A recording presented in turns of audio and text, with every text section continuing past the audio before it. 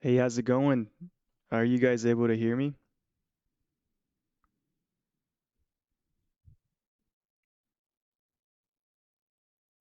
Are you all able to hear me?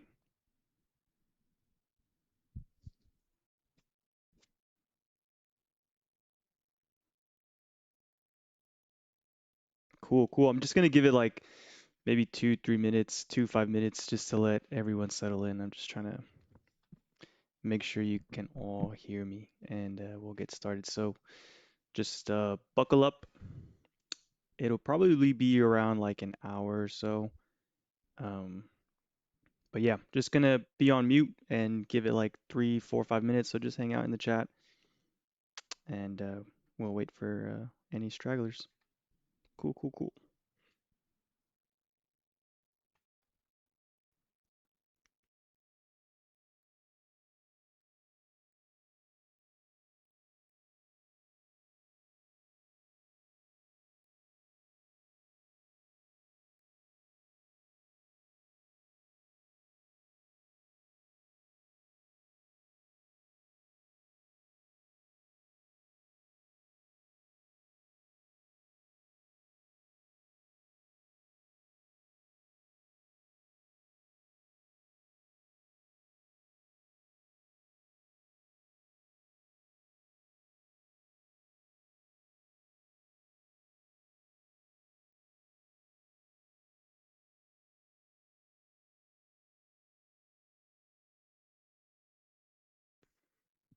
Just doing an audio check. Is this a little bit better?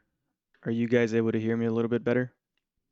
I saw some comments about sound is too low. Also, don't forget I do have a low, soft voice. And yes, this is going to be available on my YouTube once the live stream is done also. It's still a little low.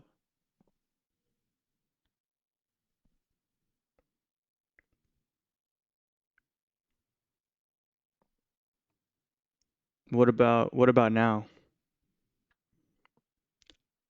Is it a little better now? It's better? Okay, that's good. I mean, I cranked it up all the way, so you want me to use my outside voice? Man, y'all want me to yell? That's crazy. Ah, I think you're good. Okay, cool. All right, we're gonna start in about 2, 3 minutes. I'm gonna go get a quick water, and we shall just go ahead and get going. All right, I'll be right back.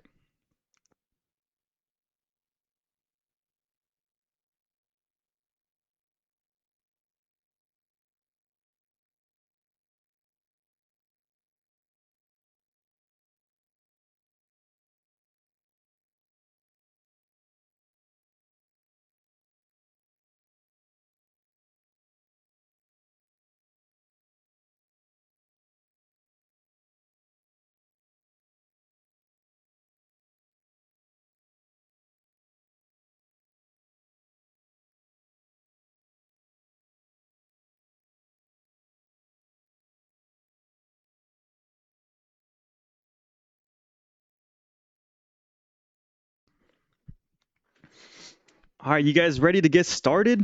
I think that's enough time in between everything. So remember that the things that we're gonna cover today is basically just from scratch everything that I do to begin my charting processes and basically how I define a watch list, break it all down from start to end, and basically all the things in between that I do to, I guess, finalize what names I really like, what names I don't like, and throughout this segment, you're gonna see just pretty much everything that I do, right? And that's going to be the purpose of this. And there's also going to be some mentions, maybe towards the end of this, in terms of, okay, well, now that I've defined my list, how do you go about sizing and like all that stuff, just so you guys can get a bit of a better outline in terms of, okay, once you have your watch list, now what do you do and all that. So,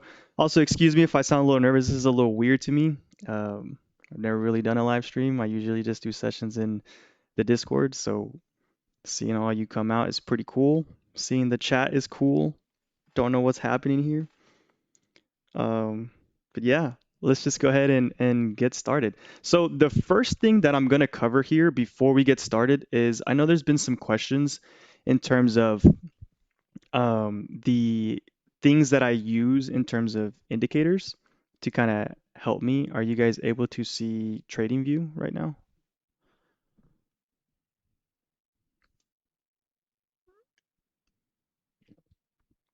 And so like one of the things that I like to use here on TradingView is there's about four indicators that I use to kind of help me within my journey and basically keep me on top of stuff. So the first three that I use, and these are very repetitive in all the charts that I use. And just to kind of square things off to start, the first one I use is HTF Liquidity Dashboard by TFO. And the reason I like this is because it auto-populates all of your previous month highs, day lows, week lows, and all that stuff. And the reason that's important to me is because I am someone who likes to look for those targets, right? And those targets are usually in the sense of previous lows and or previous highs. And so when I use the HTF liquidity dashboard, it is for that very reason. Because whenever I'm looking and charting things out, I like to understand, okay, where are obvious and liquidity magnets, usually those previous highs and lows, right?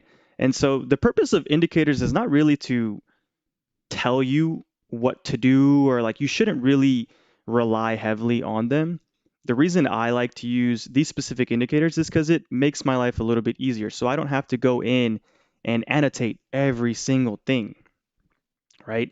That's the purpose of indicators. It's not so, oh, we're here at this previous high. That means I should go short. No, like the purpose of indicators is to pretty much automate some of your processes to help you save some time. So using this liquidity dashboard, it helps me understand where all these previous liquidity targets are. And then I use the 50% rule, which I like to annotate. And if you are a strat trader, this is a pretty big one. I like to annotate my previous week, month, and day 50% because you'll find times, often more than not, that a lot of times price does return right back into those 50% marks. So it's a really nice trading phenomenon that occurs very, very frequently. And then finally, the last one that I use is just fair value gap by Spaceman BTC. And the purpose of this is because, and we'll cover this more in depth later in the video as you start to see me chart, but fair value gaps are really useful because it shows you where price can return to whenever it needs to rebalance. And I like to pair fair value gaps with my trading in terms of looking for displacement and potential areas where price can return. So think about it like I like to use the paint roller analogy. So like you're painting through your wall, right? And you paint through one area very, very quickly. Like what do you have to do eventually to that area that you just painted through really quickly? You have to go back, right? You have to go back and paint it. So that's the same thing whenever you have these like fair value gaps is like think of it as like that paint roller, right? You go really quickly through it and you eventually have to go back to fill it up, right? And it's all relative to the trend. Now I'm getting a little off topic there, so we're going to just end it there in terms of that. So those are the main indicators that I use. I don't really use anything else to kind of facilitate my trading. Is just to kind of help me with some annotations and make my life a little bit easier, right? Does anyone have any questions so far in the chat? If not, I'm just going to continue going. And then there is sometimes the what's it called? The CM William VIX or whatever. It's the inverse of VIX, and it usually helps you find like pretty good like local bottoms and stuff like that. And I only use this whenever we have like extreme drawdown in price and all that. Okay, cool. So first off, First off, the first order of business, whenever I do go into the week, the first thing I want to do is I'm trying to look for underlying strength, right? Because unfortunately, like a lot of other people, I'm very used to trading upside. Now, that doesn't mean, oh man, that's a nail in the coffin, because you can find underlying strength in this market even when everything is selling off. And that's just what I've gotten used to. That's just how my trading has, you know, curated and all that stuff, right? And so, one thing that I like to do whenever I'm going into the new week is I like to go and do just a rough glance of all the sectors. And now, fortunately for me, my business partner and a good friend of mine, 8x Trades, has already created a really good sector list. And all I have to do now is just go through each one. And I like to go in and just get a good idea of, okay, what sectors did well for that given day, what sectors did poorly for that given day. And then I compare them to the market. Did the market sell off? Was the market strong? Was the market stagnant? And when I do that stuff, I compare it to the sectors, right? So I'm going in here and I literally go through each one. This is the first thing I do whenever I'm covering it because I want to get a good sense once I start going into like the individual names. If it goes back and I correlate it to one of the indexes or subsectors that was strong, I now have a good, okay, I want to pick this one. And then that's how I can also start, refining my list into a smaller amount of names, right? So first off and foremost, I'm going to go through each one of these, right? Because again, I haven't charted yet. Everything that I'm covering right now is basically from scratch. So this is exactly what I would do when I would be creating my regular weekly watch list video on YouTube. Okay, so I'm going in here, XLB, right? Looks like we had a gap down with displacement. We're below all of our major higher time frame 50% marks with a gap down. Now, we did fill a gap here and we did wick back up. So that's something to keep in mind. Okay, there was a little bit of strength, but nothing too crazy. Just because of how aggressive this is, there's still a potential to fill the gap and then take out a monthly low, right? So not one that I'm truly interested in. And then I'll go into the 4 hour. So this is another thing that I like to do is I like to do a lot of time frame alignment. And so when I'm building out my weekly watch list, the three main time frames that I'm utilizing is my weekly, my daily, and my 4 hour. Now you're probably wondering, why am I using these three? So in general, right, your weekly time frame is usually going to show you the overall narrative of your trend. Are we in a strong uptrend? Are we in a strong downtrend? Are we creating sections of lower highs, higher lows? Are we inside? All that stuff is really important because that's kind of what defines your bias. And then I drill down into the daily and the 4 hour because the daily then shows me a little bit more narrative from a day to day action that created that entire weekly. Now, something some of you may not know is that actually, let me ask the chat. Let's involve the chat a little bit because this is kind of cool. Um, where does the trend actually originate? Where does the trend truly begin? Or where does a trend usually begin? Who can answer? Just curious to see. Who pays attention? Does it begin on the lower time frame? Does it begin on the higher time frame?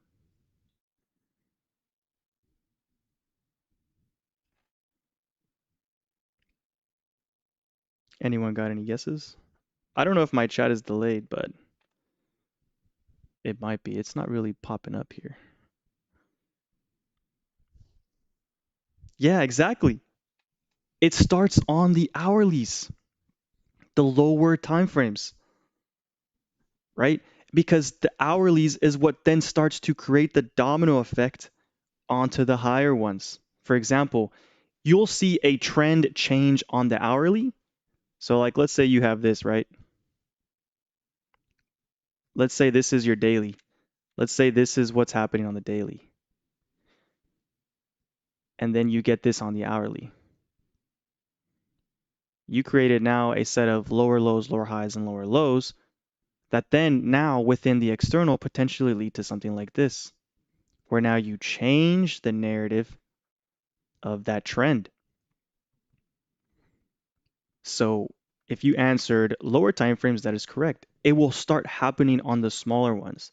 Granted, you still have to respect the higher time frames, but you will see it all occur on the smaller ones. And so now that I'm here on XLB on the 4 hour, I'll potentially go and look at the weekly just to understand a little bit more of the order flow. So this is what I'm talking about. Look, you're still from swing low to swing high. You still had a really nice expansion. XLB is still in an uptrend, but now you are getting some really strong counter moves on the weekly. So I would expect maybe a push up that eventually leads to one final tap, right? But it's still confirming that the overall trend is still up. Even with this aggressive weekly retracement, this would probably put you in discount. So XLB, not something I'm too stoked for. And then I'll look at XLE. XLE relative to the market, still consolidating up here, still looks really strong. Weekly, basically hammered. 4 hour compressing. So XLE is definitely something to keep an eye on whenever we are looking for those individual names, as you are still consolidating really, really well above your previous month highs. So this one has really good external strength, and all of your time frames are still in alignment. Going down to XLI, XLI did hammer. So similar to what was it, XLB, you did fill in a gap and wick back up, but again, how you got there is what kind of concerns me. You did get some aggressive move down. So there could be, the statement where you push up to rebalance, like we talked about within that paint roller analogy, and then maybe recorrect lower.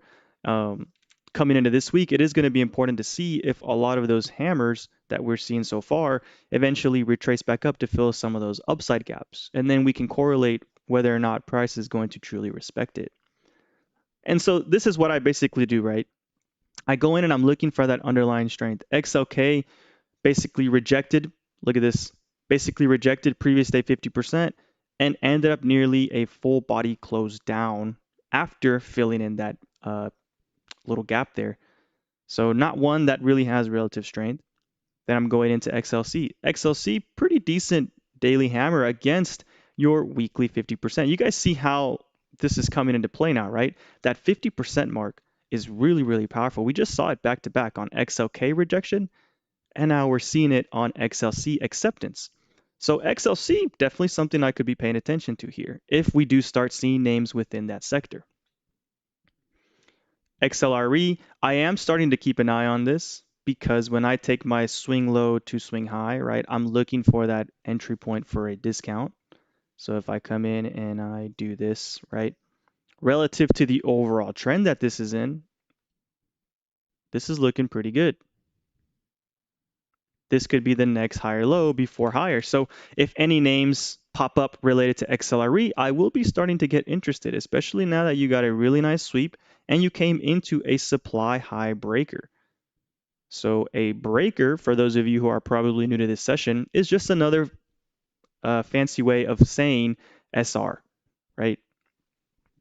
So if I show you here, look at the confluence that exists here. Whoops. Price rejected, price rejected, price rejected. Look at how you displace, right? Displacement is super important in my trading because it goes back to that paint roller analogy. If it's going to be true and stay intact of the trend, that paint roller analogy, you're going to come back and refill it, but it's going to start to support the opposing way. So you see here how XLRE is now starting to wick into these important zones after getting a very strong breakout through that really nice supply high breaker that didn't break and wasn't able to break for about 6 months, guys. So this is a very, very key component, and I like that the discount is kind of within this general area. So I am going to keep an eye on XLRE. XLRE is definitely one I want to see a little bit more of whenever we do start looking for these individual names, right? This looks pretty good.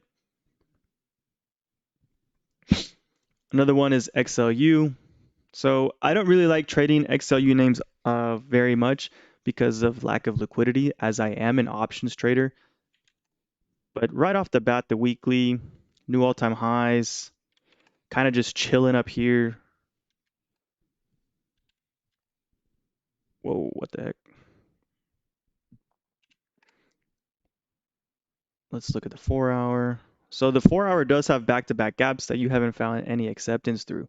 So I would not be surprised too if this got a little bit lower. Like that's the thing. A lot of things look like they want to go a little bit lower, and you do have some pretty good internal strength though. You did protect your Tuesday low. And the reason I bring up Tuesday low is because SPY actually took out Tuesday low. So this does have that relative strength to it, that relative strength aspect to it. XLV sweeping through a lot of those um, lows here. You did run through a gap. Now I bet you did kind of stop at this 50% mark. And guys, this is just me talking to myself too, because I'm trying to just give you basically a full like rough draft, like from scratch. Like this is exactly what I go through. Like this is exactly how I like discuss things when I'm looking at it. And again, right now, this is just me going through the sector just to get a good idea. I don't really put that much emphasis in charting them until I get to the individual names when we are going through our scanning criteria, which I know a lot of you are looking forward to. But look at XLV, right? Very strong order block here, which is basically your last down counter before an aggressive move up or your last up counter before an aggressive move down. You can always take the mean threshold, which is basically you go in and annotate the body of that candle and look at the 50%. I don't use the wicks, I just use the body. And so you just had a really good respect of that. XLB could also be a potential reversal candidate because you did take out a lot of this sell side. And whenever I'm looking for these ranges, guys, if it's going to be a false break, for example, if I have this range here, and I'm bringing this up because it's a good way to potentially spot reversals early if you are, a reversal trader. So like when you have these forms of consolidation and price is not able to clear any real direction, you know why that is, right? It's because price is entering a phase of absorption. Remember, and I say this all the time, the market is an auction. And within this auction, you are looking for a set of buyers and sellers. But both usually cannot win. Now, you can have inside days where you have confliction between one or the other, but a lot of the times the market is looking for a leader, it is looking for an aggressor. And so when you have these forms of absorption and there's no clear winner, a lot of the times you'll get a breakout, like say for example, let's say price breaks beneath it, right? In standard theory approach, when you come back to test it, you should reject here, right? Assuming that these sets of buyers here finally got broken through. Now, that's not what we're trying to cover here because if you have this breakdown of your range, but all of a sudden price starts to slowly gravitate back up and you displace through the bottom end of that range, you create manipulation. And that manipulation can then create a reversal all the way back to the opposing end. So the reason I'm bringing this up is because when I look at XLV, you have some similarities, especially with how clean they wicked it back up, right? You had a gap down, then price traded all the way down to 151 and immediately recovered to its opening price, basically. Now you do have some gap downs to work through, but a lot of this liquidity, this internal and external buildup got swept, and you came into a nice daily confluence. So does XLV have potential to give you a little bit more momentum to the upside to then reestablish whether or not sellers are going to come back? Because when I look at this, right, this shows me sellers were the leaders for the last week. But when I see this kind of daily candle coming into a point of confluence where buyers technically, quote unquote, should step up, they did. And so if this is going to stay true, does XLV get some momentum to go back up? right? So XLV is definitely something I want to keep an eye on, right? And I think we also said XLC was another one. And so this is exactly what I'm doing, right? Then I see XLY, looks like another hammer day, but under a gap. I need to see a little bit more pressure from this. I need to really see that gap get cleaned through in order for me to really like XOY a little bit more, but definitely not out of the picture because you did, yet again, also protect Tuesday's low. And the reason this is important, guys, is because when I go to SPY or ES did not protect Tuesday's low. So when I'm looking for relative strength, I want to understand which which sectors protected it because that to me shows me some form of divergence within buyers and sellers, right? So when I go back to, whoops, I think I lost it. That's XLRE, XLF. Yeah, so when I go back to XLY, you're stuck within this, and like you can call it a mother bar, but you protected Tuesday's low by a pretty big margin relative to ES and SPY. So XLY definitely going to put you on the radar, right? You got some internal development here, but we still have this pesky gap. For those of you who are new and don't trade with me often, you know that I hate consolidation under gap downs because I tell my community and everyone who knows me, gap downs tend to support sellers.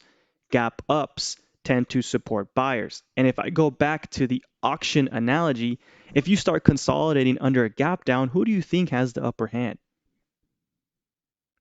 Sellers, right?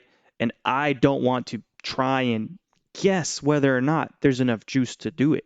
So when I have a gap down or a gap up and I want to look for those reversals, I really want to see, here comes my favorite word, displacement through the gap that then comes back to restructure, rebalance, right? The paint roller analogy, because there's prices moving so quickly through an area that we leave a lot of orders unfilled. And that's the importance of my fair value gap indicator is whenever I spot a fair value gap through an important area of interest, like this one, right? You have this aggressive gap down, but price is showing some stability. If we get that aggressive move, right, to counter an area that we know historically favors sellers, we know that we now leave areas of unfilled orders that could then give us the entry, right? We're not here to guess. We're not here to hope that something is going to run through a gap or these lows or these highs. We're not here to hope. We are price action traders. We react. And now predicting is cool, right? It has its uniqueness to it, but at the end of the day, predicting has variability. And I'd rather play something that I already know is showing me signs of confirmation or reversals or continuation, right? And so XLY, if we get that aggressive displacement through that gap down, I know now that, oh, because of how fast price is moving through an area, we are creating a really nice form of our imbalance, right? That fair value gap that could then later give us the real entry, right? If price comes back to fill them, and then we know what XLY is going to do. So this would be the bullish case for XLY. If we can get a strong move that runs through that gap down, maybe holds, then I know the next day could be an inside day and resets. So this is why I'm covering XLY and I'm telling you guys, hey, this has potential if you start to displace through the gap. Because in general theory, the ideal move that a lot of us could expect is you push up into the gap and then go for another sweep. And this is technically what we should all have a bias of just because of the overall nature of this daily. Like if I come in here and do this and I bring this out, is this a bullish trend? Is this a bullish trend so far? Right? You have sets of lower lows, lower highs, lower lows, lower highs, lower lows, lower highs. And now price within this trend is stuck right here in the midpoint. So you tell me, based off of the trend and where price is struggling at, yes, we have relative strength because we didn't take out that Tuesday low like SPY and ES did, but we're now in the midpoint. And if we're looking for a set of aggressors, do we have any here? Who's winning right now on this daily? Based off of where the daily goes, not the trend, where the daily is. We're stuck, right? There's no aggressor right now. So what do we need to wait for? We need to wait for an aggressive move that takes out those daily lows or reclaims that gap, because then we get a better idea of what price wants to do. But this is why we build out those narratives of trend to understand things, and then we build if then scenarios. If this then that, if this then that. But XOY is definitely one I want to pay attention to because we are showing a pretty good development relative to Tuesday's low. So XOY definitely something I want to keep in the back of my mind when we do start reviewing these individual names. Okay. So I went a little bit overboard there, but I really like to explain things, and I really want you guys to all truly understand what it is that I'm doing. I don't want you all in here and just waste your time, right? I want you guys to truly understand the reasons why I'm doing the things that I'm doing. And then I want to give you those scenarios that are just going through the back of my mind. I mean, that's the purpose of this, right? From scratch. This is exactly what I'm doing every single weekend when I'm building out my watches, when I'm looking for the things that I want to trade. This is how I'm breaking them down. So hopefully it's been pretty helpful so far. Now I'm looking at XME. And I'm probably going to go on the weekly here. So the funny thing is, XME did go outside week down very aggressively, and you're doing it with displacement. But you came into a really nice weekly flip, right? Another previous all-time high breaker that's paired with a gap, paired with the confluence of a really nice displacement breaker. Now, I don't think this is still into your weekly OTE.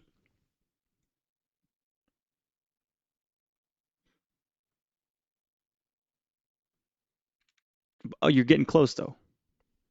So XME could give you something like this, and then it runs higher. So XME could be something we pay attention to with a little bit more continued weakness to potentially confirm to the next higher low of the overall given trend.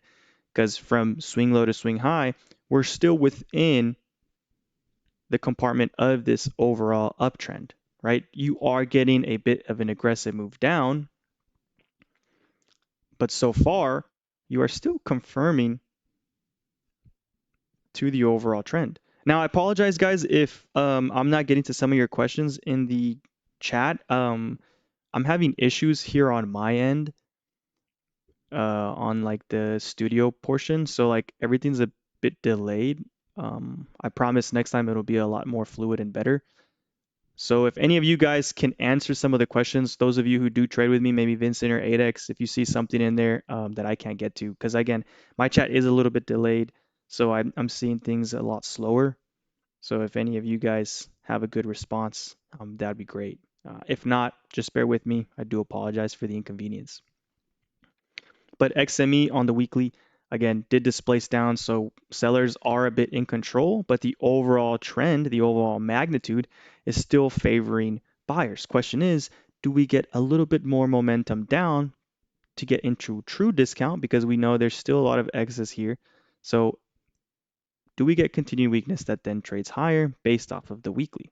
XMEs is something I do kind of like just based off of that weekly trend and then the potential on the daily. So I would like to see a little bit more weakness though, because more times than not, for those of you who are familiar with optimal trade entry or Fibonacci's, when it looks like something is getting close to discount, a lot of the times, guys, it will probably trade really close to that golden pocket.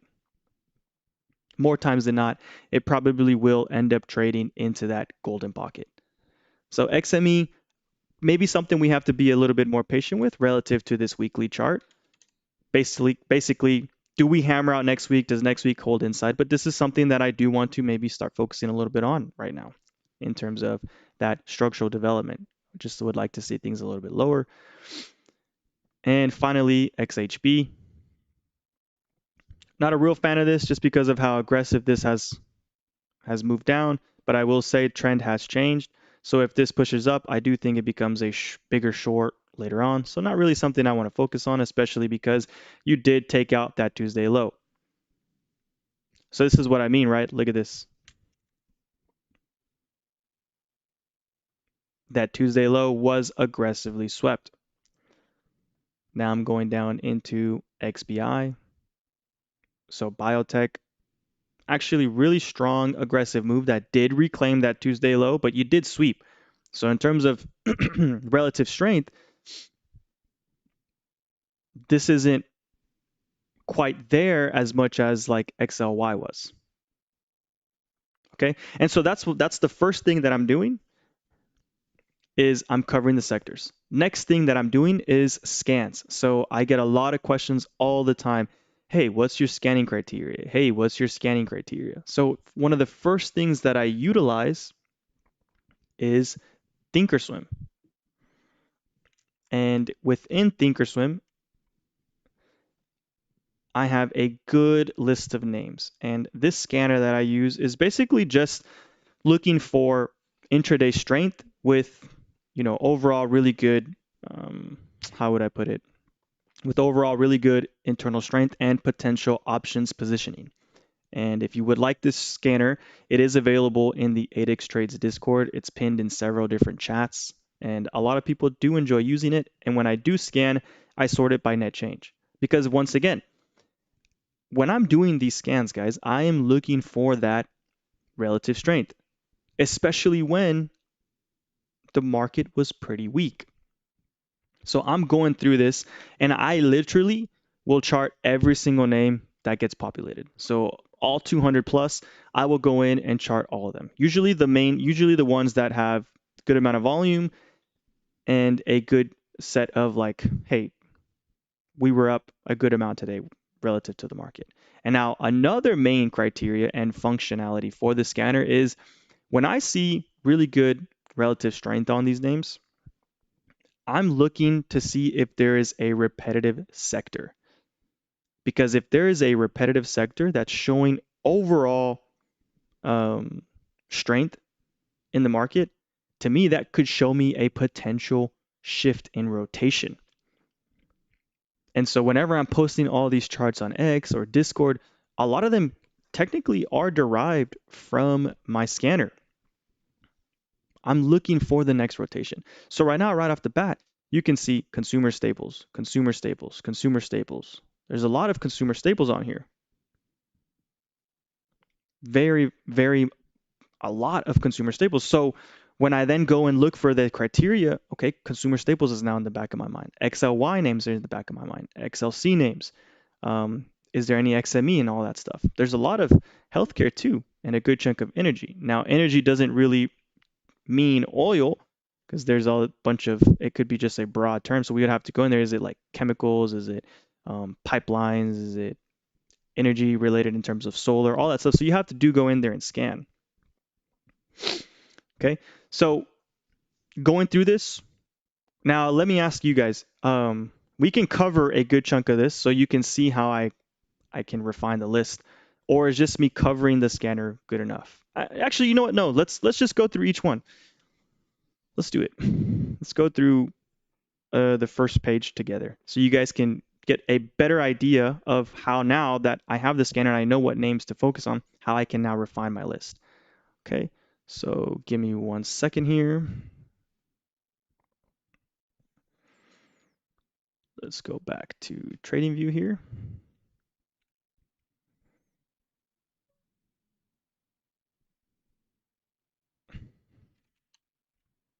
Okay, so, all right. Okay, here we go. So the first name on that list is Costco, right? I'm going to go and chart Costco. And this is where, guys, so bear with me, please. 1 second. I need to open up a very important. Give me 1 second, please.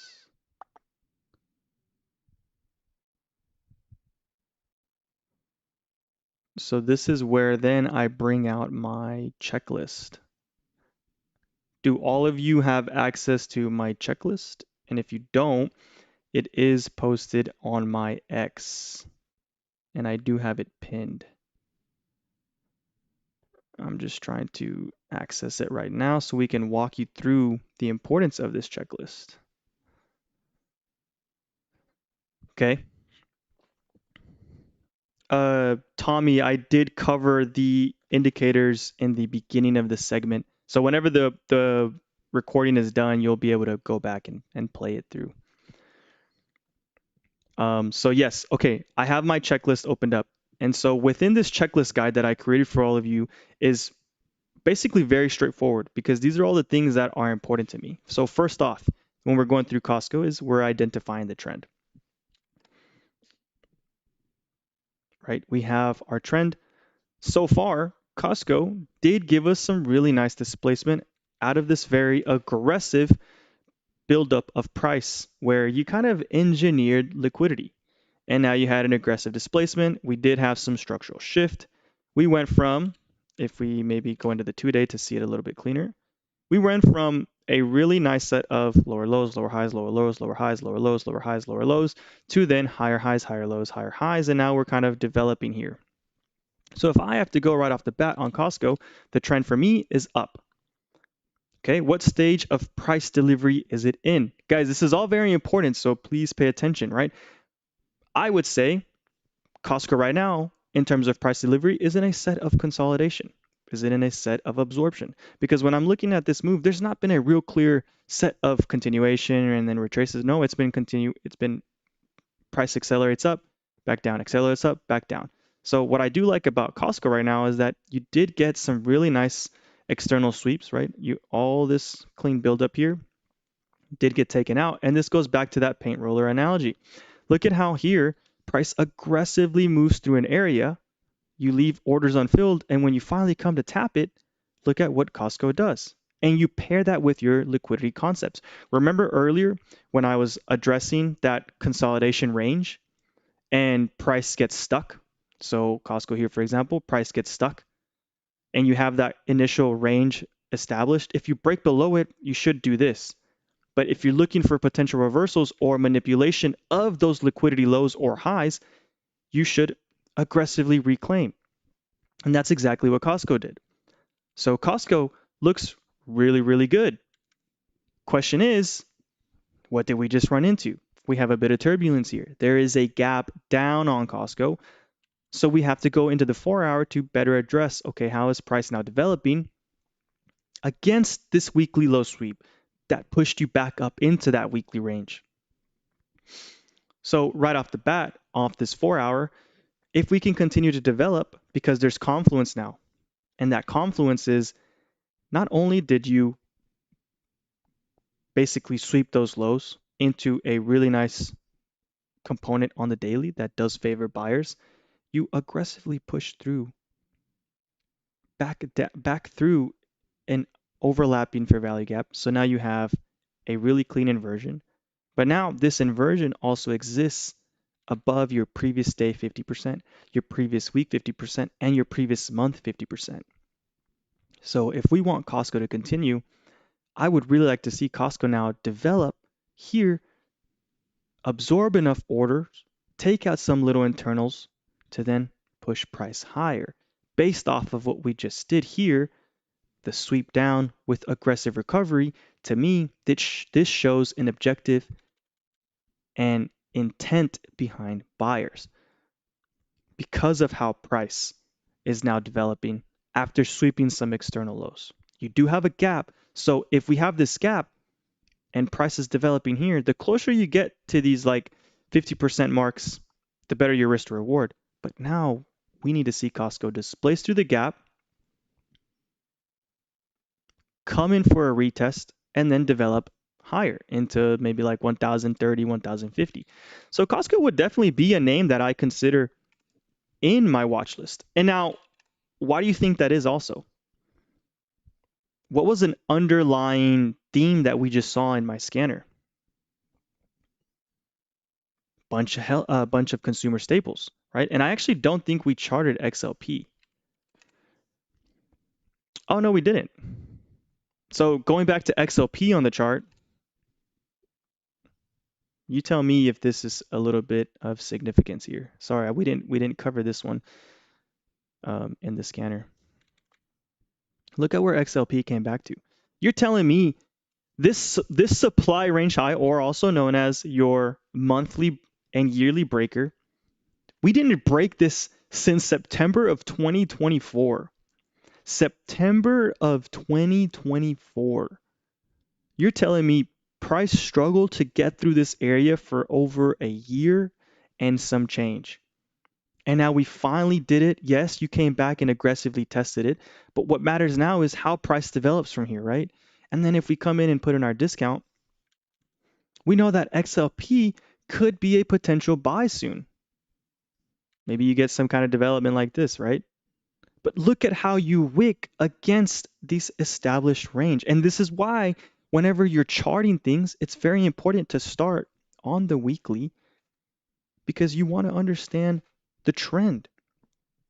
You want to get a good idea of, okay, what has price been doing for the last month or two? Look at XLP since the start of the year. Look at this expansion. Can we all agree that XLP, in terms of its structure on the weekly time frame, is in an uptrend? Right? Yes. And then we now pair it with points of confluences. Where is your discount? Right? Was there a change in your state of delivery? Is that OTE available? If it is, what is price doing? If it's not, what is price still doing? You have to ask yourself all these questions, right? Where did price come from? What is price doing? And what is price likely to do?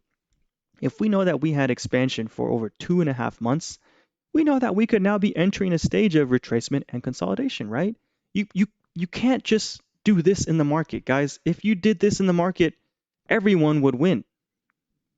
You have to create structure. You have to take out stops in order to go higher or lower, right? You have to manipulate. It's part of just historical price action. So if we have this, we finally created a really nice high after moving for 2-3 months, right? We could be now entering this next stage because this is your internal development within the overall external. So if we have this in the weekly, you could be having this in your hourly, right? Until it confirms. So understanding that on the weekly is very important. So yes, XLP is definitely something I want to pay attention to within the next week or two, especially if we get a bit more of delivery down into this discount because of all the confluences that exist. We took out some really nice weekly lows. Now, I do want to get an idea of what the monthly is doing. You're still inside on the month. Guys, we still have 24 days for this month to potentially restructure back into a hammer. What do you think happens then if that does happen? It's going to be pretty cool to me, right? And so you did get a daily that did recover back up. Now you do have those gaps to fix. So you could come into a point where you reject the gaps and you maybe come back in a discount. But I am really starting to favor some XLP names due to the underlying fact that there is a lot of confluence here based off of how price got here, what price used to do, rejected, rejected, rejected, how price moved through that. So another paint roller analogy, price aggressively displaced. Price moved so fast that now we have to come back to refill those unfilled orders because we know that these pieces of elements favor buyers. Remember, guys, aggressive move ups and aggressive move down, whenever they come back to retrace, a lot of the times it's going to be a rebalance of orders to continue that displacement that got you there. So if we're displacing aggressively to the upside and we're getting that retracement, these elements are going to support price to potentially go back up higher. And that's why I love market structure, is because you're able to create a range of where price could come back to before moving higher. So yes, XLP is definitely something I'm interested in when we go back to Costco, right? Going back to Costco. So yeah, we have really good development. We're still in an overall trend. And now understanding there's this phrase is, where did price come from to enter this stage of price delivery. And the reason I bring this up is because a lot of the times price will trade out the same way it traded in. So in this general sense here for Costco, price traded from down up. And if we're in this consolidation and we just swept some externals, price could now trade the same way it got in, down, up. And that's why a lot of like those wedges or like flags, you'll tend to see them usually trade out. I mean, obviously right now we have a lot of volatility to deal with, but you'll definitely see a lot of that, right? Next up is um, did we sweep any external lows or highs? And right now, guys, I'm just going through the checklist. And we did. We swept a previous week low and price aggressively moved up. Because the next follow-up is, and if we did, how did price react afterwards, right? If we're taking out a major external low or a major external high, are we going to sweep it, come back down and continue the trend? Or is price going to do exactly what Costco just did? Aggressively sweep and then displace back up on the lower time frames to then maybe give you an idea of, hey, wait a minute, what if that was manipulation? And then we highlight those supportive PD arrays, gaps, fair value gaps, order blocks, breakers, like we showed you on XLP, FVG plus breakers, right? Do you displace through a previous high? Like XLP does have that. And then are we engineering in a liquidity? So is there any obvious form of LRLR? And that would be something like this, right? Price does this, and you get into that absorption phase. When you see something like this with lack of movement, but you're taking out generally only one side, so you're taking out either your lows or your highs, because if I invert this, it's kind of the same thing. That is price being engineered because you're not getting any clear runway and you're just kind of absorbing price in a very methodical way. But right off the bat, Costco doesn't really have that since you've already cleaned it up here. And then is displacement present? So in this video and throughout the entire segment of this live stream, displacement is everything to me. Displacement is everything to me. Whether you're looking for trend continuations or you're looking for trend reversals, displacement is everything to me. And whenever I'm entering these points of interest or whenever I'm entering discount, displacement out of that is just so much extra confluence. Because the reason that is, and I'm going to go back to saying this again, and I want to reiterate this over and over again so that when you leave this live stream, you will always start asking yourself, am I in the right group of participants for this auction? Am I in the right side of the auction? And you can usually answer that question with understanding where is displacement headed? Do you have displacement up? Do you have displacement down? You want to be on the side of the aggressors. Aggressors will make you money. As weird as that sounds, it sounded good in my head saying it. I don't know. But displacement is everything to me, y'all. And being able to see that whenever you're making new highs or new lows is really, really important, whether you're going into stages of reversals or not. And the key component of displacement is, are you reclaiming important areas? So similar to that example we said earlier in this consolidation zone, right? If you have this kind of consolidation zone, right? If you're going to break underneath, are you doing it with displacement? And if you're going to create manipulation lows where you just swept all of them, are you going to displacement back up to then continue the trend? So displacement is everything whenever you're looking for trend continuation or trend reversals, okay? And being a part of the right side of the displacement is what can get you even more money, right? You don't want to buy when price is displacing. You want to buy when price is, being absorbed or retracing into an area of interest.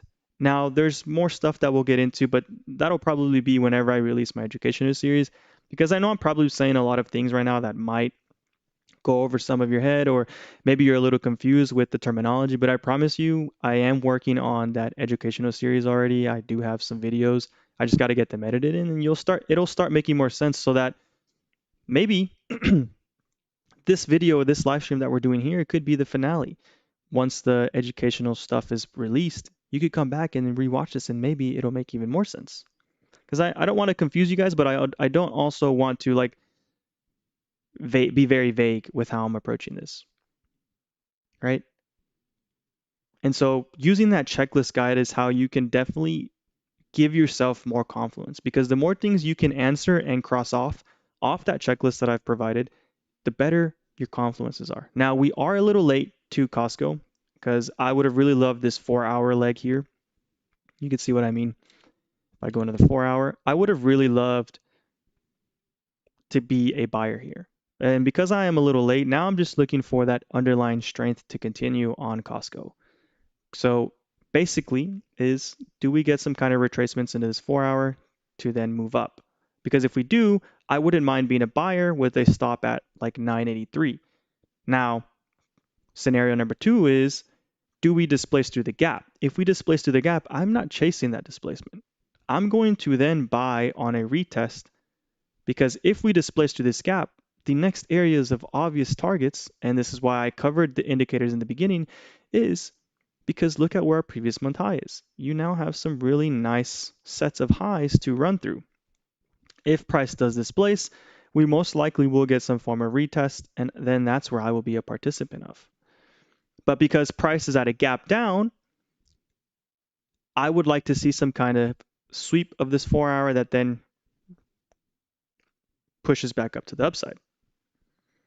Okay, because we've already gotten a true discount. Now, that's not out of the window where like you can push here and lose this, but if we lose this like 983, where the last down candle up before an aggressive move up, like you could still get this, and that would kind of ruin the overall integrity of this for me. So that's exactly how I would go into Costco. Do we get a sweep into this 4, reestablish, refill some orders, confirm those previous day or weekly 50, and then run through the gap with the stop at 983, since we already missed the true optimal entry? Or scenario two is, does Costco displace through this gap? Do we then get a retest to deliver into those previous month highs? Okay. So now that you've got a good understanding of that checklist guide, I'm going to go through the next 15 or so names. And then this is how I start building out my watch list. Okay. AVAV, not a fan of this development because of this aggressive outside day. I would have loved it a little bit more if you were above 243, because to me, this still kind of looks like build up for a continued move lower. So not really something I want to focus on. Next on the list is Boeing. So this one actually doesn't look too bad. Now, unfortunately, I really would have loved it a little lower, but you did restructure this weekly inefficiency here, and you almost threatened the outside week within the same day. So this is definitely pretty good internal strength. I just really would have loved, but I also know that Boeing doesn't really trade relative to the structure. Like Boeing just does a bunch of random stuff. So you can't really go into this thinking, oh yeah, we're at discount and stuff, because technically you're not really there. But what I do like is you do have relative equal highs up into 236. I do love this change in state of delivery, right? Because Boeing was just in this overall downtrend where you didn't have any aggressive moves. But now going into the 4 hour, look at what price is doing. So we have some potential reversal structure here. Look at the first change in your delivery. Since Boeing was at 245, it's just been aggressive moves down, very methodically. And now you have a really nice reversal against those broadening lows. And you did it with a really nice overlap of inefficiencies. So here we do have an inversion.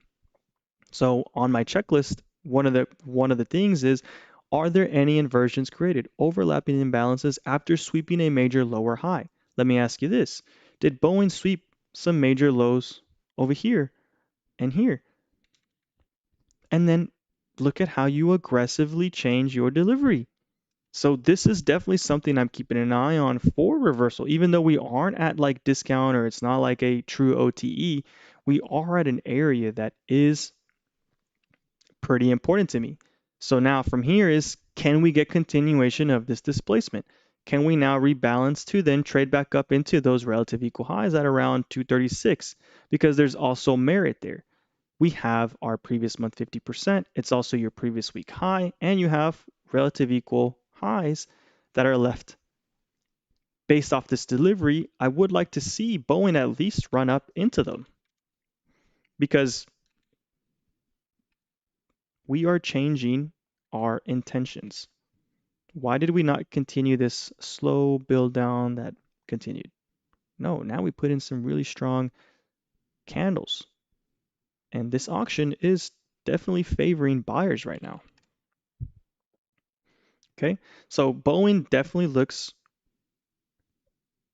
So displacement can be a large single candle or series. Sorry if you asked this a little bit earlier, just it's a bit delayed.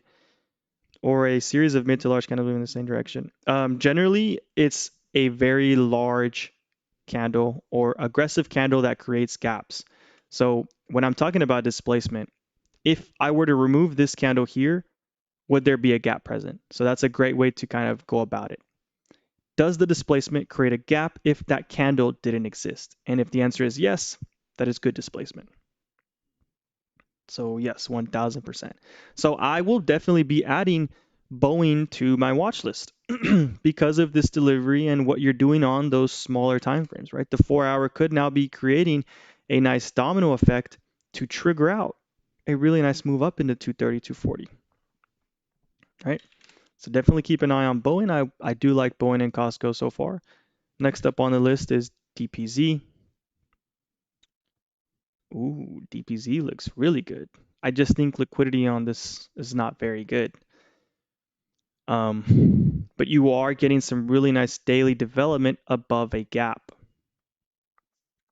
So relative to the market, is DPZ showing us underlying strength?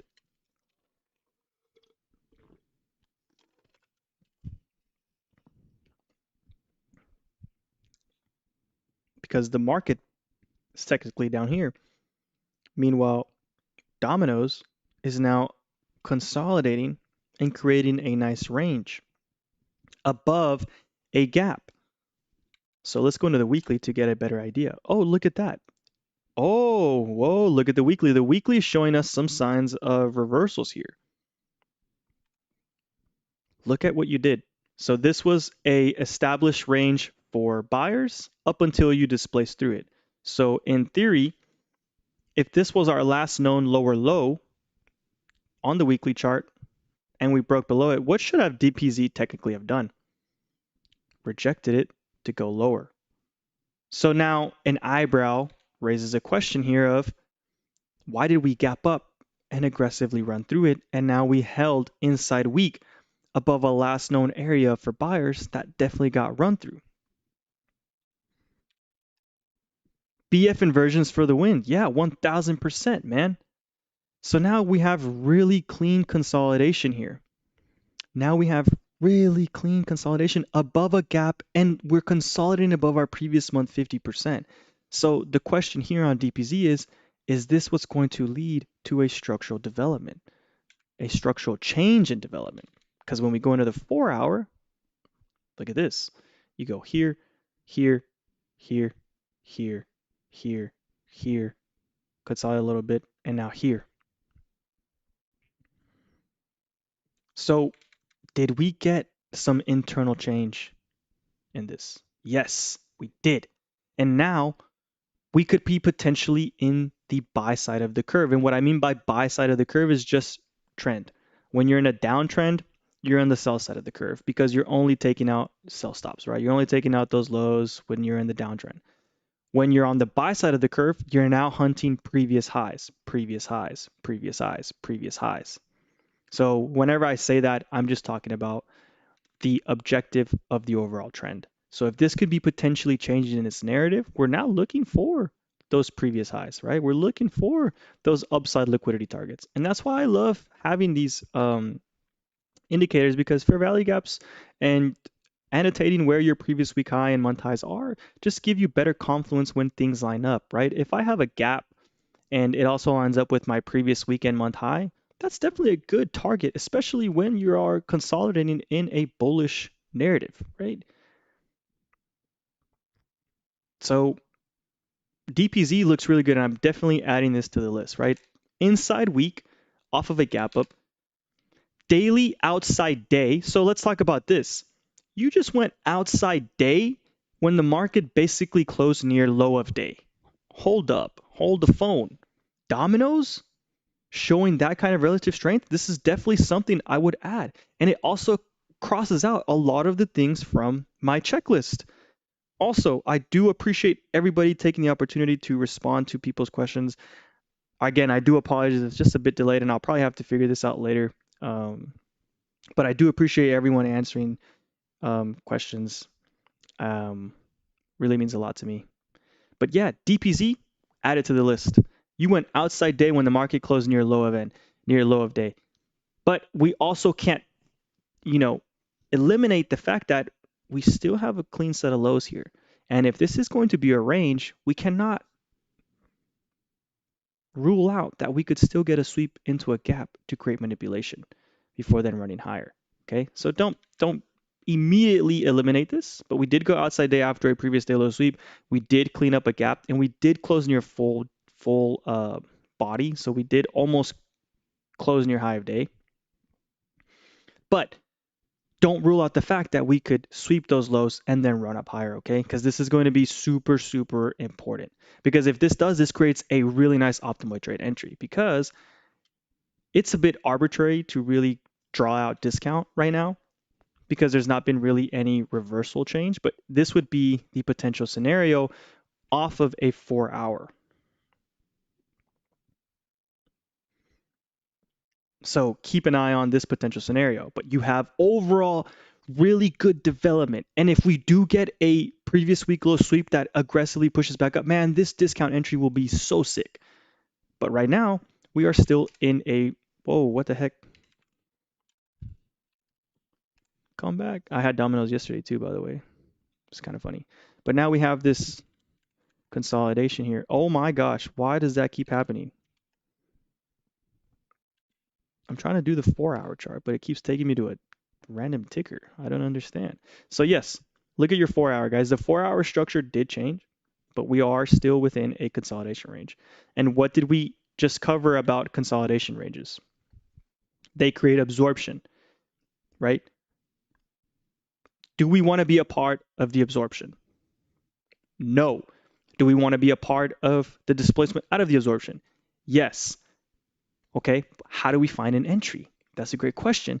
Basically, we look for those manipulation hunts or the low ends, right? You don't want to be a buyer on McDonald's here if you know that this consolidation is going to potentially lead to a bigger expansion later. You want to try and find somewhere within the bottom end of the ranges. Because again, at the end of the day, guys, even though a chart, you find charts or you find these names that look really good, you still want to get an ideal entry, right? You don't want to just chase things because it looks good. You want to build out that map. You want to get a good understanding of what price has been doing, which is why I really do recommend you guys use that checklist I worked really hard on. Because if I'm telling you, if you just have it out or you print a copy and you go through all these charts, like you will see how you can really refine a list. You can really refine a list. And the names we are charting are literally from just my scanner. Because I'm looking for momentum, I'm looking for strength. Even if the market is weak, I want to be a participant in the individual names that are showing out. Because you can find a trade in this market regardless of the trend, regardless of what other people are doing, regardless, it does not matter. Stay true to your system, stay true to your models, and trade the way you want to trade. It does not matter what other people are doing. It does not matter if people are screaming, the world is ending, oh, the market is dying. Because if you were a part of the Discord, you saw what we did this week, right? We were in City Cost, we were in Kava, um, whatever, like Dow, Inc., right? All the other names. We were a Pan W. We talked about the cloud and software rotation. And all that is basically derived from this. Now, if you really want to get into a deeper sector dive, you can look at the iShares, right? All of the subsectors within the sectors and all that stuff, right? Like this covers even more.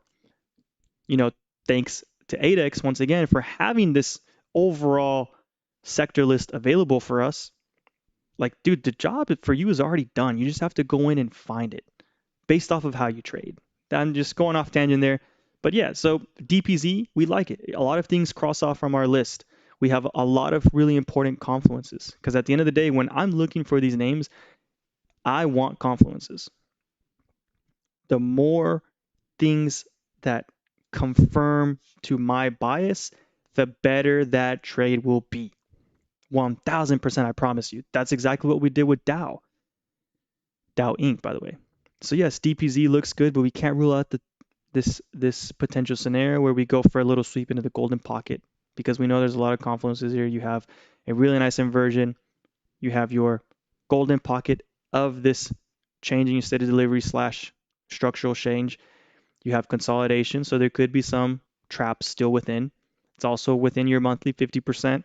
Look at how many things I just gave you of confluence that exist between that 386 and 390. This fantastic chart. Okay. Next up on the list, we're looking at CF. Okay. So this one already expanded out. I'm not a real fan of trying to look for an entry on this. Axon, similar development. We kind of already traded out. You do have like momentum on the 4-hour, but we've already had so much expansion that I probably won't really focus on this one. BG, same thing here. Datadog. Ooh, so Datadog has done a lot of movement already, but let's talk about this weekly. Because when you look at the daily, you look at this daily and you're like, oh man, I'm not interested because you kind of already got some really good movement. But let's go to the weekly because remember the weekly can show us and give us a lot more insight. Datadog finally restructured the unfilled orders from April 2025. That is nuts. And look at how you wicked off of it. Because if you think about it, this April 2025 candle, why does it have merit? Why is it important? Why am I bringing it up? Because this was the candle that started the Datadog run into those new all-time highs, into the 200, 201. This is exactly what started the entire run where price went over 100% within the span of, what, 6 months or something? And now we finally came back. This was the origin of the Datadog run. And we finally came back to address it. And we wicked. And now we're getting weekly displacement. We're getting weekly displacement off of your broadening lows, and you're doing it with aggression. That paint roller analogy is vital when you understand what created those imbalances. There's imbalances that exist everywhere, but the ones that matter are the ones that have those confluences, right? Did you create that displacement to give you a trend reversal? Did you create that displacement off of broadening lows or highs? Did you create that displacement after taking out a range low or range high? Is that displacement existing because you're getting trend continuation? And I'm hoping that this live stream is really showing you the things that matter to me, because my model is repetitive. It's boring. But when it gets to that point, is because it's working. Repetition is boring, but what does repetition create? Results. Real results. And when I have this Datadog just displaced. So let's go and dissect it, right? 2-day displacement, weekly displacement, whoops, daily displacement. Let's go look at the month. Insight on the month.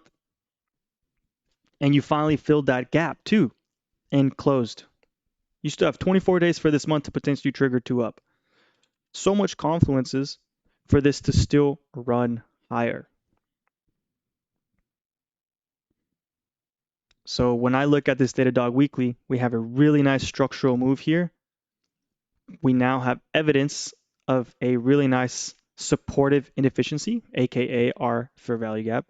So question is, does Datadog give us a straight run up, or do we come back to retest it to then run higher? Datadog should be on everyone's list as, IGV, software, all those names, cloud, look really, really good. And what do we have now? We have this weekly displacement. So what can we potentially now start targeting, guys? Our upside liquidity. Because if we go into the 4-hour, let's break down the trend. Boom, lower low, lower high, lower low, lower high, lower low, lower high. Wait, why did the trend not continue? Hold on, what's happening here? Oh, oh no.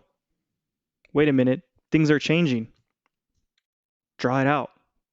Look at how it all starts on the lower time frames. Look at what happened here on the 4-hour. That's now developing. So the question now is, do we continue this expansion? Do we get some kind of retracement? But now the key thing that I'm looking for is our monthly highs into the gap. This is now my next targeted range. So does Datadog give you a true move onto that, where then you maybe find a next higher low to then run higher? Two scenarios, but both scenarios point to upside because of what the 4-hour is doing and how the weekly is shaping out. If we were going to reject, we should not have, if Datadog was going to be weak, we would have not had this kind of aggressive nature. Because when I'm looking at the scanner, I also see a lot of cloud and software. Now, yes, you could say, oh, we're late, but when you look at the weekly, are we still late when we're looking at the weekly? Are we still late?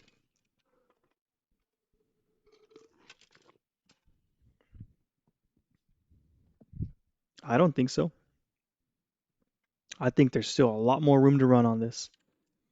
And so, yes, Datadog added to the list. DPZ added to the list.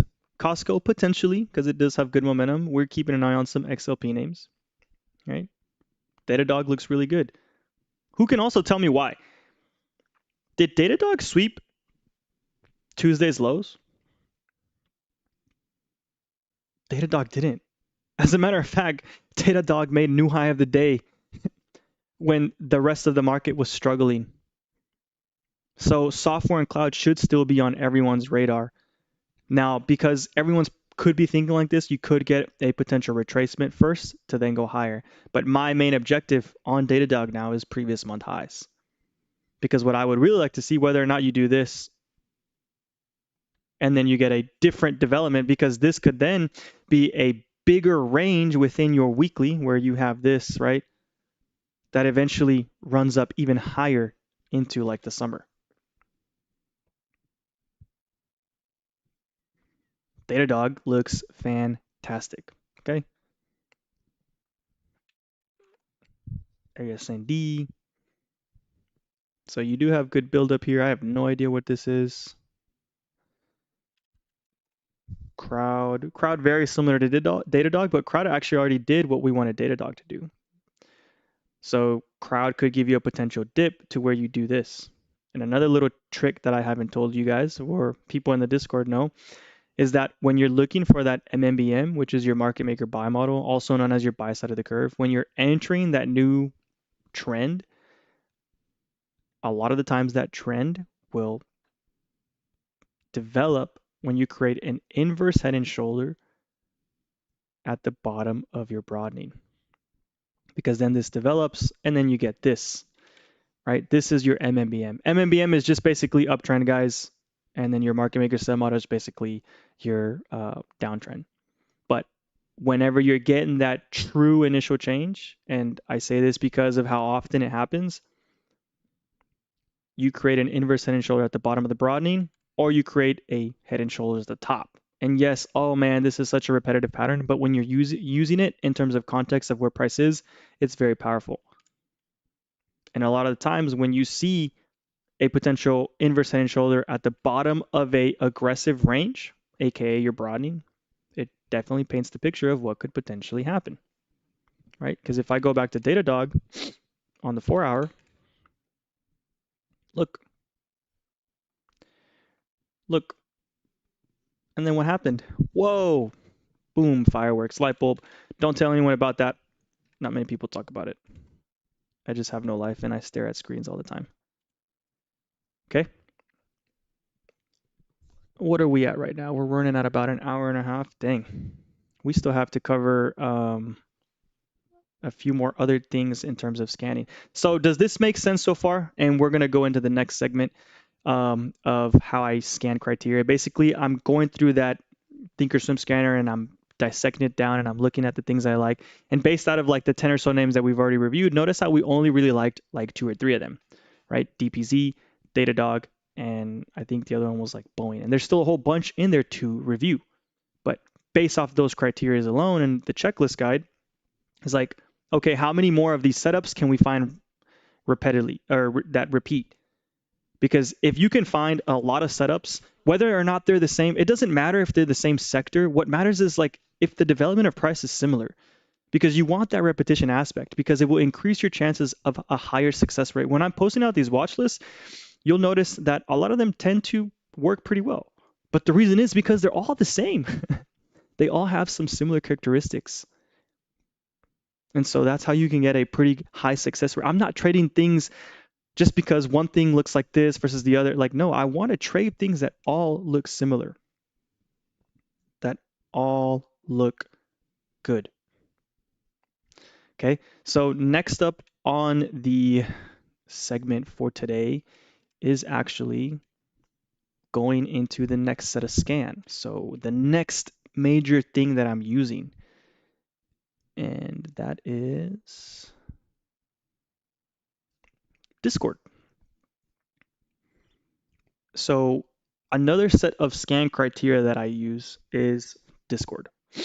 And within the 8x Trade server, you know, Rob, he created a really nice, user-friendly scanner that we can use. And I do want to clarify some things. I am not a strat trader.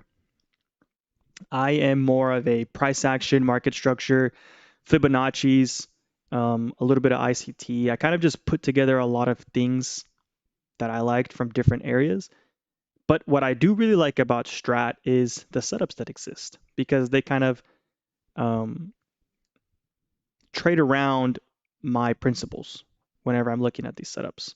And so I'm not going to go through like every single name of the scanner, but I am going to share what scans I like to do, and I'm going to explain my reasoning behind them. So the first scan that I do every single day is actually, so I'll go in here and I'll populate what I want to look for. So for those of you that are not familiar with Strat and the terminology, again, I do apologize. But the first thing that I'm looking for, if I'm looking for relative strength, what do you think I want to see? If I'm looking for things that are going against the market, what would you think the first set of scan is that I like to do? Right, based off of all these options: Doji, Double Inside, Gapper, Hammer, Holy Grail, Inside, Nirvana, Outside, PO, Fail 2, Rev Displacement, 2-2 Rev, which is basically a candle that goes one direction and then it counters it into the next, or a shooter.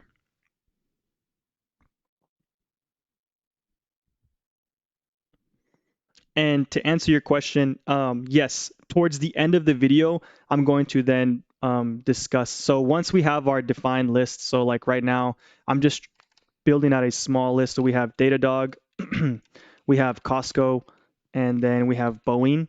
And then as that list goes on, I'll pick like maybe 1 or 2 from there. And then we'll discuss about entry sizing, where I would enter, creating targets, and all that stuff. Cool. So the name that the scan that I would actually look for is outside day. Because think about it like this, guys, if the market is creating new lows and we swept previous week low, the best form of relative strength is looking for the names, and there's actually 2, is looking at the names that went outside day up or outside day down relative to what the market is doing, and displacement, right? But we have a displacement scanner. But right now, the first one I do is actually outside day. So I want to go in and I want to look. I want to see. And so we'll let this populate. Hopefully it works. If it doesn't work, that's going to be hilarious. When I needed you the most. Okay, cool. So look at this. Now, I don't go through every single name. This is where the little trick comes in. Because of how neat the scanner is and the functionality of it, I'm actually looking for things that have full time frame continuity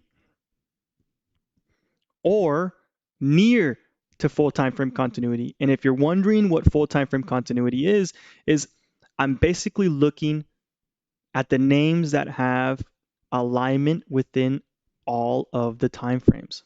So if the day is green, I want to see the week, month, and quarter green.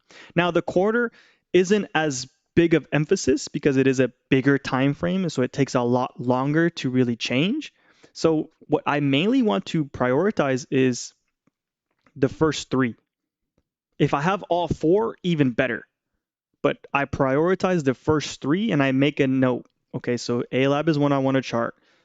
Um, D, Dominion, I believe, is one I want to chart. GVO is definitely another one I want to chart. KHC, definitely another one. Katos, definitely another one. LMND, definitely another one. You guys see how I'm going about this, right? Starbucks, definitely another one I want to chart. And so I'm looking for at least three. So out of those, let's go ahead and get a good glance into those. Okay, so the first one being is, 1 second.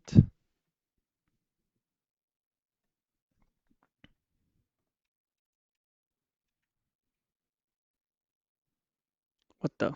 Sorry, guys. I don't know what's going on here.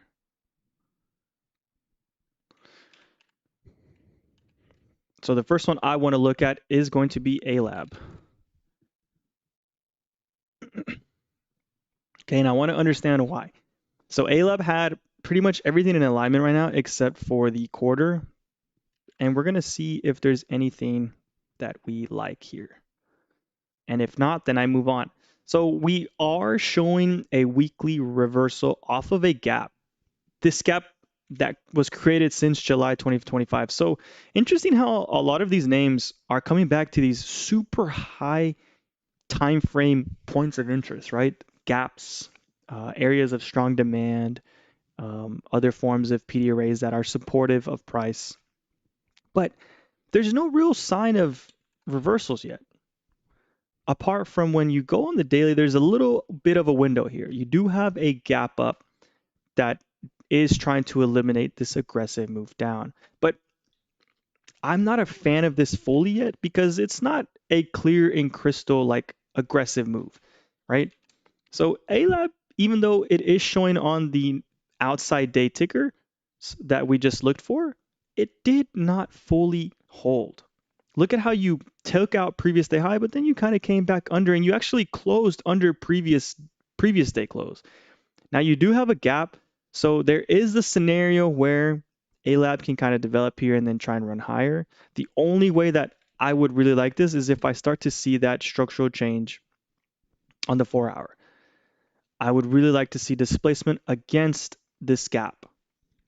But because that hasn't happened yet, I'm still a bit hesitant just due to the fact that you also have this on the trend, right? Your last established low, higher, lower high. Look at the trend, lower high, lower low. Look at where price wicks. So I really need to see ALAB displace through that 124.48 and maybe hold on like a 4 hour. Because if it doesn't, this just puts us at risk for this lower high to lower low. So how do we counter that potential lower high? Displacement. You guys see why displacement is important? So off the bat, I'm not a fan of ALAB and I probably wouldn't be adding that to my weekly watch list. Now, if you're short, this could be really good risk reward as long as you respect like 125. If that's something that interests some of you. So next up on the list for outside day names was, what was a good one here? Ketchup.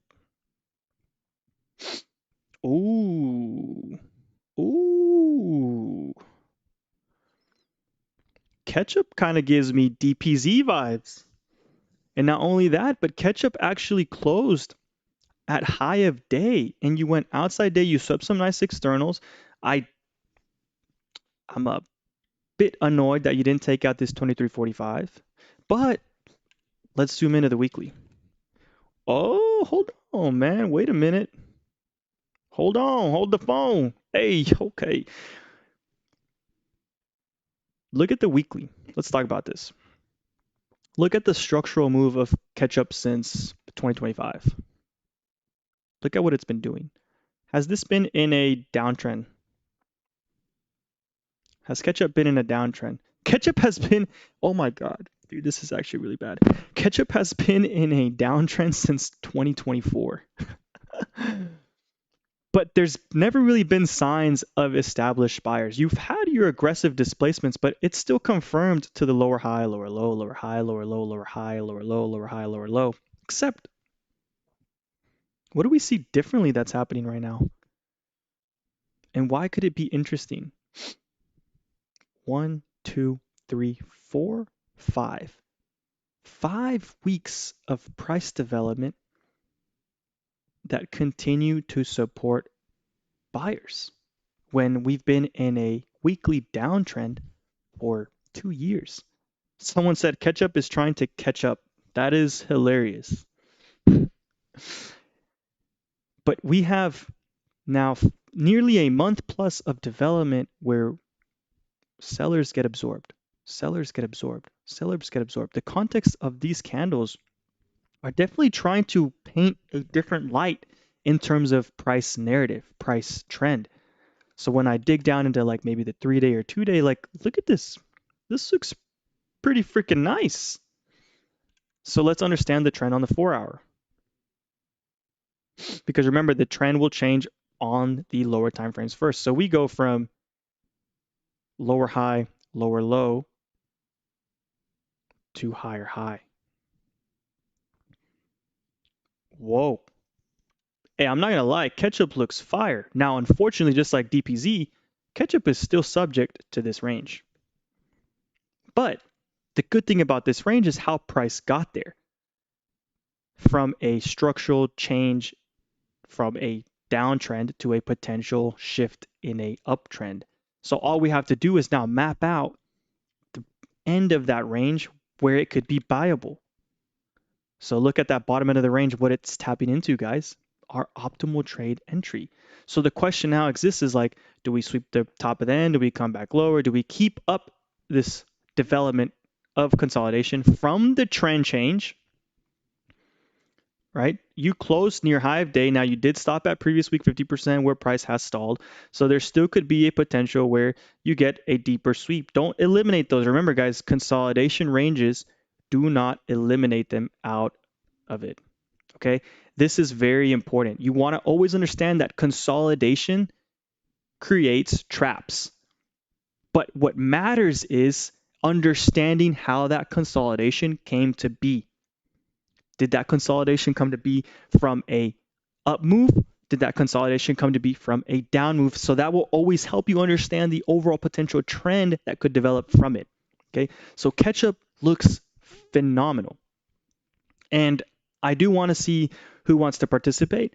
But right off the bat, what are some pieces of confluence that we can derive from this ketchup chart based off of my checklist? If you have my checklist out, I'll give you guys maybe about a minute or two to get it out, but just throw some pieces of confluence in the chat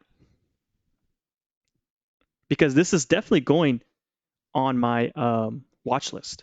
But I want to also see if you guys are being able to follow along. So apart from the things we just covered, right, we have our trend change, we have our consolidation that does technically support buyers, we have our outside day, that closing your high of day.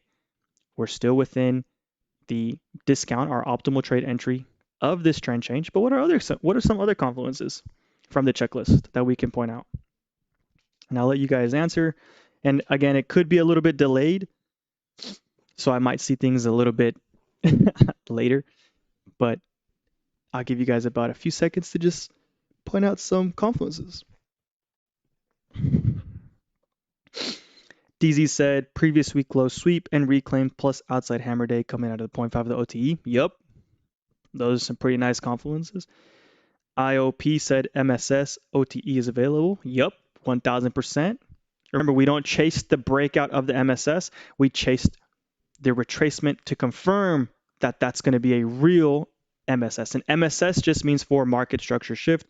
So for those of you are unfamiliar, again, this just goes back to structure. So like, let's say you have this downtrend, and this downtrend is established by that lower high, lower low, lower low, lower high, lower low, that then does this.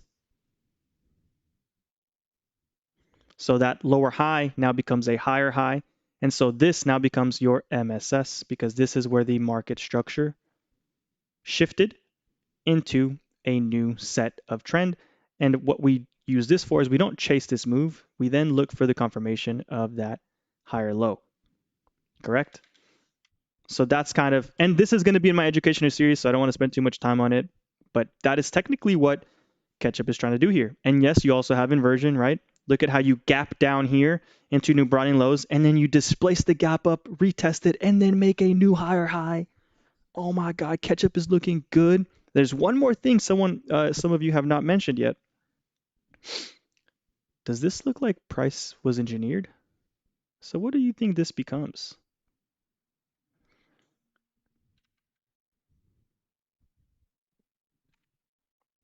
What do you think this becomes? Yeah, LR, man.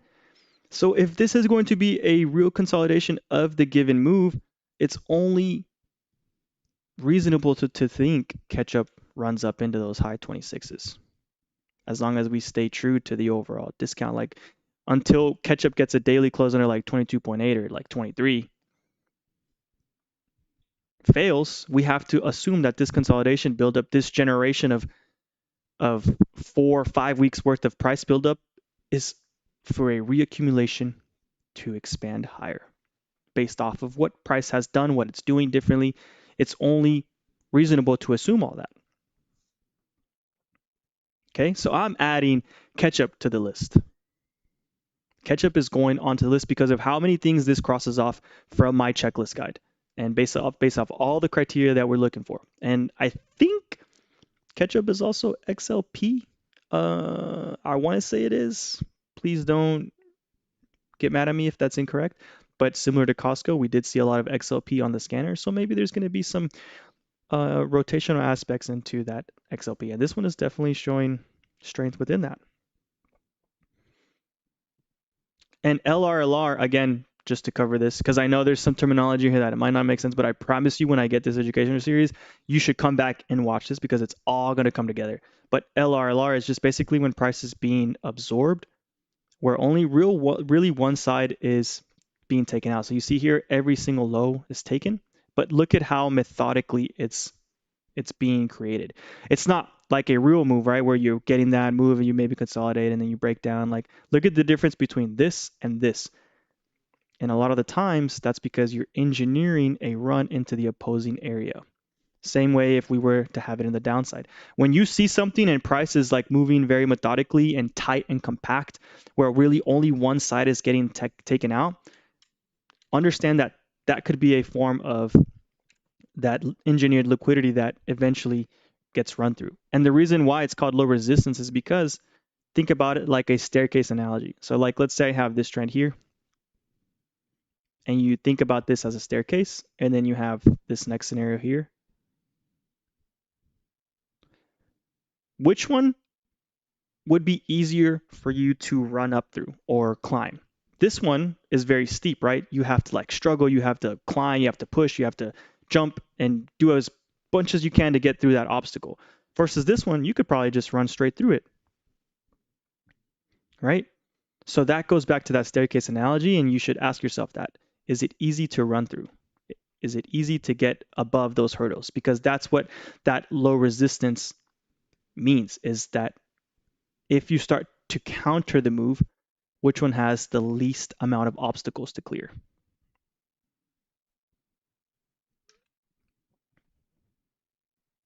Right? So yes, KHC looks really freaking good. So add that to the list, man. Next up on the list, maybe something we want to look at is so there was Katos. Oh,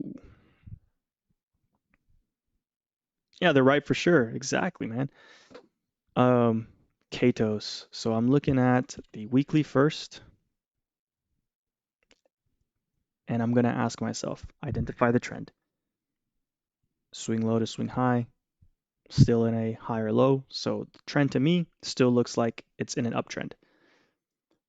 Okay, we does look like we came back from a strong reversal off of those all-time highs, and now we're in a set of consolidation. Now I want to understand what this consolidation is. We did just get a really nice weekly sweep into a gap up, and remember, gap ups support buyers. So now I want to understand, okay, is this in discount? I'm gonna bring this in.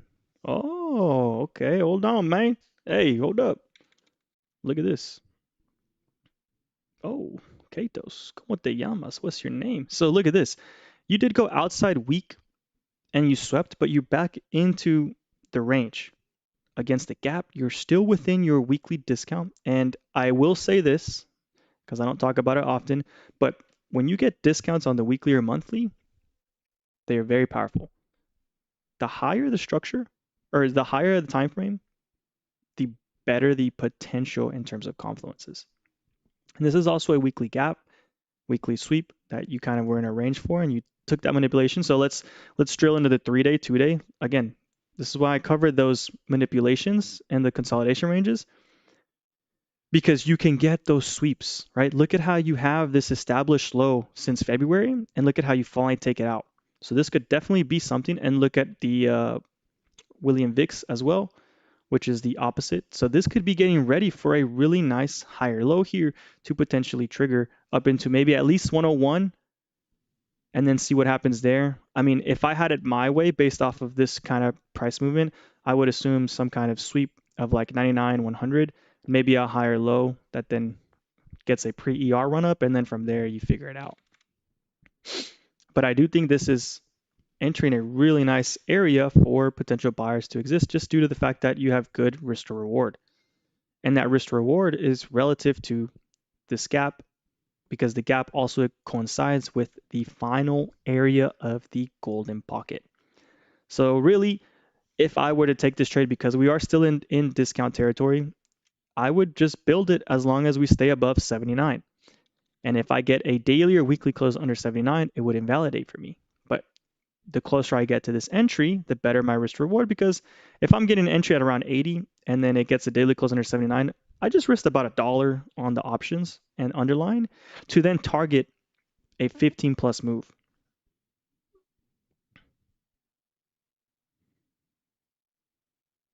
What is Abby's ad libs?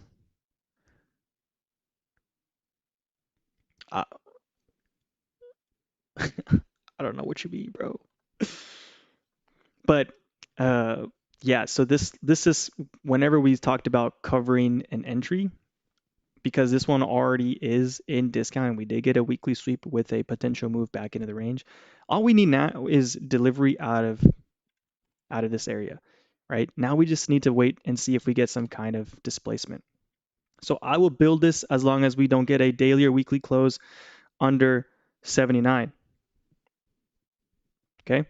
So as long as we don't get a close under 79, I will probably be building this between like 88 and like 80. So the closer I can get to that 80, the better my risk reward because then it's just I'm risking $1 for a potential move back up into 94 and maybe even 100. So $1 risk for 15 plus odds. That's pretty good to me. So that would kind of be the criteria. And the way I do things now is most of my full size positions are around 10 to 15 grand whenever I do swing for about 2 to 3 months or a month, whatever. Usually that's kind of what my full position is now. And what I like to do is first and foremost, guys and gals, you never full size within your first entry. Never. If you're a swing trader, we all know that no such thing as a uh, perfect entry exists. You're always going to get drawdown. You're always going to get some kind of changes in your premium whether it could be theta erosion, time decay, all that stuff, or the Greeks are just working against you. But having out that blueprint of where, so this is why we created that checklist, is also to have a established range, right? I do not know when price will run. All I do know is where price could run from. And that area is where I am favored in terms of that repetition aspect that I covered, is where if I'm building out that blueprint and I'm building out that blueprint the same way over and over again, I now have a historical edge to understand that within this established range, price could potentially make the move I want. I don't know when it's going to make the move, but that's why we build it out. So if Katos continues to develop here within my established point of interest, I do know that the data favors a potential move to run up. Now, it can fail. Oh, yeah, 1000% it can fail. But because I've done this so much, I know that I have a favorable edge here. So that's why I like getting out over a month. And that's just the type of trader I am. Because with my entry models and how I trade, I never know when something's going to run. Sometimes it'll run the next day. Sometimes it'll take a month. Sometimes it'll do it within the same hour. I don't know. All I know is that I have a favorable edge when things exist the way Katos does.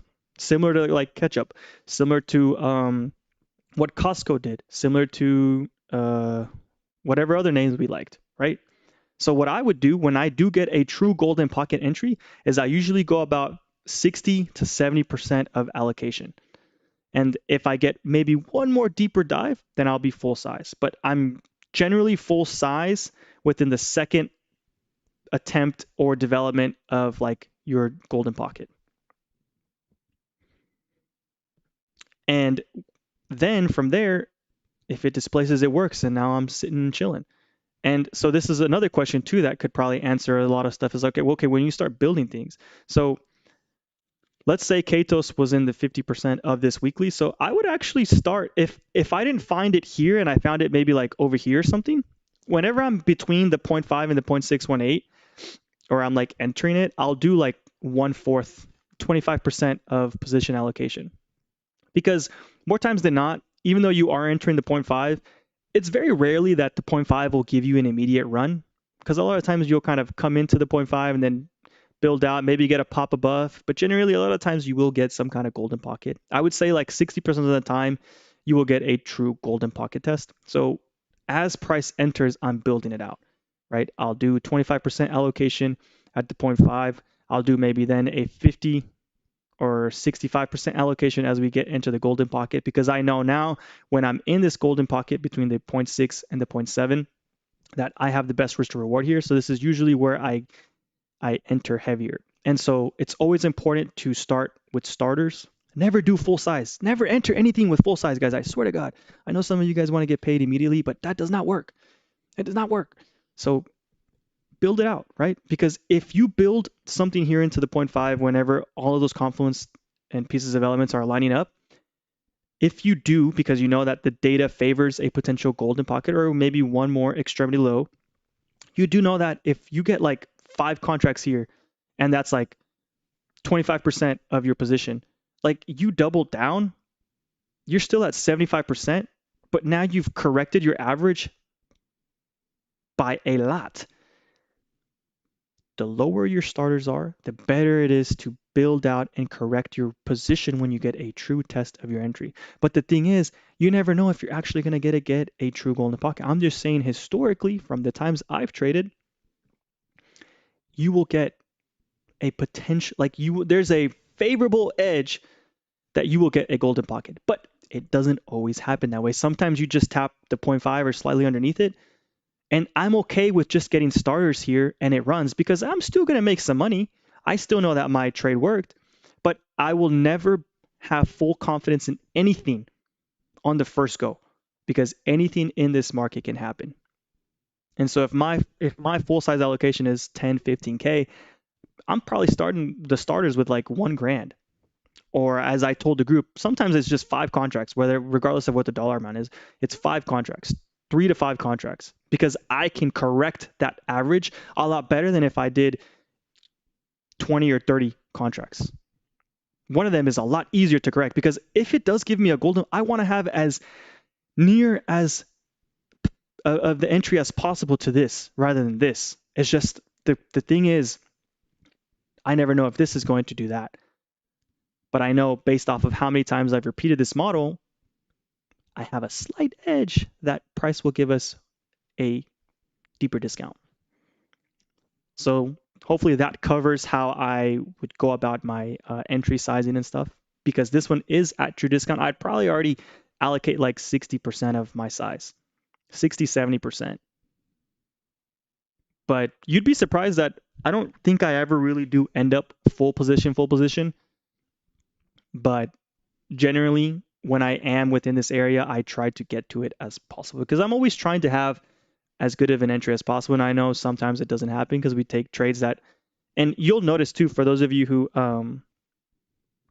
follow me in the 8x Trade Discord, is whenever I don't follow something that has this specific model, like for example, Google, we're in drawdown, right? Because I'm not getting it at the most optimal entry. I'm just getting it because it looked like a lotto, momentum, stuff like that. But that's why these kinds of trades are a lot more favorable for me because I've traded them so many times, right? So even though Katos did go outside day and failed, we're still at a really good point of interest based off of that weekly sweep. Now I just need to see some displacement on the lower time frames. So I would love to build this the closer we get to the gap. And my invalidation would be a daily or weekly close under 79, depending on how much time. So if I got something that was out into May, I would want a weekly close. If I got something that was maybe a month out, I would look for a daily close. Okay.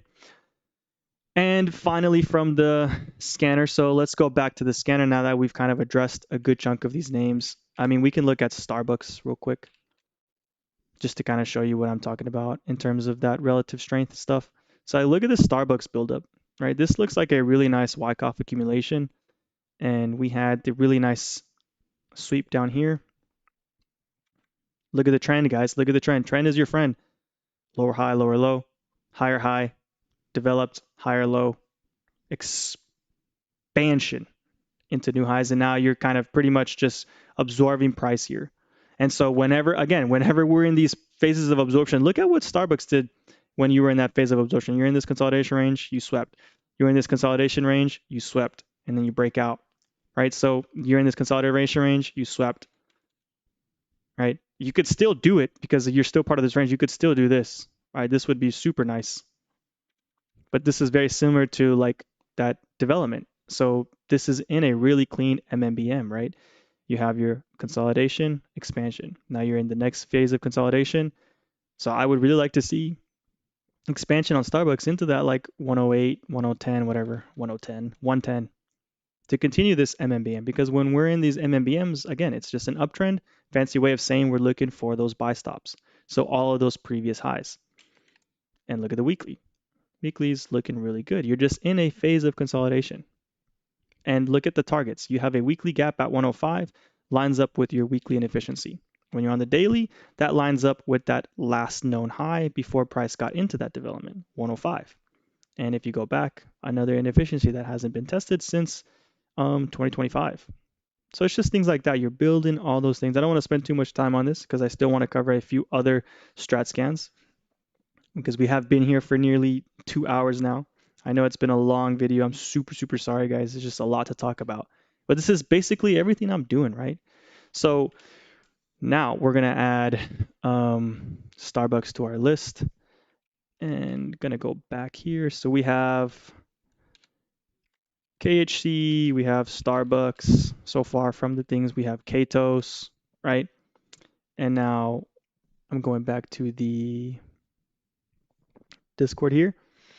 And so the other scans that I like to do for after I've done my review on Thinkorswim, if I still have, I like to keep my watch list between 10 to 15 names. I don't really like to go anything over because then I think that's information overload. But then the other scans that I like, if you do have a Strat scanner available or if you have some built, these are the scans that I like to do afterwards. So I love doing the outside day. I love looking for potential outside weeks or months, and I only use the potential outside scan on the week if I'm around Wednesday, and the month I will only use if we have like aggressive moves that counter. And then I love the failed twos, I love the rev displacements, and I love the 2-2 revs. So those are the main scanners I use. So once again, I start off with outside day or outside week. It really just depends. I mainly like to stick to a lot of like the dailies, and then I just use the weeklies to kind of confirm the trend. So outside day, potential outside weeks or months, failed twos, rev displacements, 2-2 revs are the main ones that I really like to use when I have um, these Strat scanners. And that's pretty much it when it comes down to all the things that I use. And there's like other pieces of information. Like I've just recently started using moon maps, which is just like a really good heat map visualization of like how market makers are positioning within something. I haven't used it enough to really like explain it to you guys on here. I'm still testing it. And then another thing that I enjoy using is quant data. So whenever I have my watch list defined, quant data helps me understand if there's any flow in the names of interest. And so what that means is, are large institutions also positioning in the names that I like? So is there big money flowing into it? Now, this is just extra pieces of confluence because at the end of the day, the checklist that I use, um, the checklist that I use is the one that's the most important. And then after that, it's just we're building out the criteria for these things. Okay. Um, so yeah, it would be quant data, moon maps. As far as any other pieces of confluences, that's generally it. And then I build out my watch list to about 10 to 15. And yeah, I go from there. Does anyone have any questions? I believe that covers everything. When I have my educational series, though, that's when I will kind of dissect all of these individual terminologies and stuff. But for the most part, guys, I think that does cover everything from start to finish in terms of creating my watch list. Does anyone have any questions? Oh, and if you are curious to the heat map visualization that I have been using, it is called Moon Maps, and they are on X under the username MoonPro. And you can find me in the 8x Trades Discord where I do a lot of these daily, just more condensed. Also, for those of you who are not in the server, before you guys start heading out, if you want 40% off, you can use the discount code INSIDE. That is it. Discount code INSIDE if you want to give us a check or like check us out at 8x Trades. You can put in the discount code INSIDE and it'll get you 40% off. See if you end up liking it.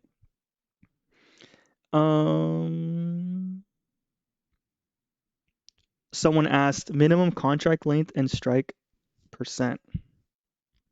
Yeah, so I'm usually minimum contract length is going to be a month, and the strike I'm usually trying to match it up with. So like for example, here I'll give you an example. So like for Starbucks, right? For Starbucks, because we've been in this, it also depends on like what price has been doing. So like if Starbucks has been in this 2 month plus consolidation, I'm definitely going to get 2-3 months out. Because if it's been in this consolidation for 2 to 3 months out, I do think the move will take up to 2 months. And I would probably position myself in something in May or June because I'm a swing trader. Now you could do something closer, you just have to understand the risk. But my strike would be relative to my realistic target. I don't really care because cheap premiums does not always mean it's good. Okay, cheap premiums just means that you're expecting the underlying to get from point A to point B in a rather quickly time. That's the only way cheap premiums are beneficial, which is why cheap premiums in 0DTE and a high volatility environment are really good because you're getting these really crazy swings in price. But when you're swing trading, if you're stuck in consolidation and you're going super out of the money, you're just going to enter premium erosion. So doing cheap premiums only really works if you expect a aggressive move to happen sooner rather than later.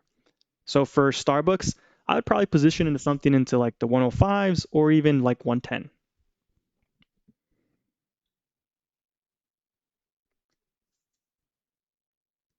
Hopefully that helps. If you want a discount code for Moon Maps when you go into their payment portal, it is just AB Trades, or I think it's AB Trades. I think he's in the Discord, or not in the Discord, in the chat. So you could also post a code for that, and that gets you 50% off all months as well. It's a really cool tool. I love it. Actually, let me clarify on that. Yeah, AB Moon. The discount code for Moon Maps, if you do want 50% off for that, is AB, capital AB, and Moon. I don't know why the chat is not showing up for me on like my actual main portal. So I'm seeing everything a bit delayed. I do apologize for that. But yeah, it's just AB Moon. And if you want the discount code for 8x trades, it's just inside, capital I, inside. And that will get you the same percentage as well. And as far as the indicators, I am seeing some continue to pop up. They are at the beginning of this video. So whenever the video ends, you can go back and just watch that first segment because I do cover and outline the main indicators that I use. It's the same three on all charts. And also, finally, I will also elaborate that this isn't really the main thing I use. When I have my charts up, this is basically what it looks like. Every single day, I have the hourly window opened up on the top left. I have the 4-hour window opened up on the top right. Most of my TA is done on the bottom right, which is my daily time frame. And then on the bottom left, it is a 15-minute interval that is inverted. And I invert it because if something is going to change, I want to try and capture it early. That then, creates that domino effect into the other ones. And I invert it because if it looks bullish while it's inverted, I have to then reassess things. Because think about it, if it looks bullish and it's inverted, I need to have that bearish perspective.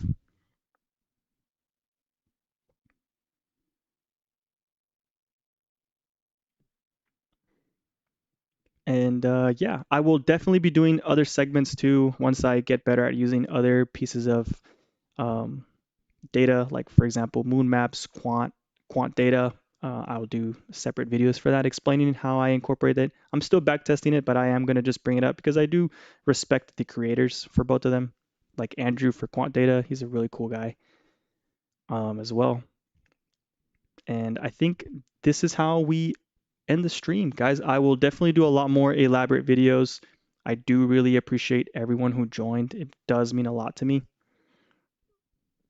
And oh yeah, my scanners can be made on TradingView, I do think. And the strat scans I mainly just have on the Discord. And again, guys, if you have more questions, join the Discord. Come ask me questions. The first month is on a good discount, and there's also a free chat available too where you can ask.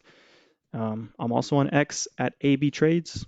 Subscribe. Let your friends and family know about this. This will be back on the page once I finish the stream here. But again, I do appreciate all the support, man. I really do. I really do hope you walk out with something from this. And I can't wait to get my educational series out. Man, there's going to be so much good content. It's literally going to be broken down. Like I already have the episodes and everything outlined. I have videos already created. I just got to get them edited.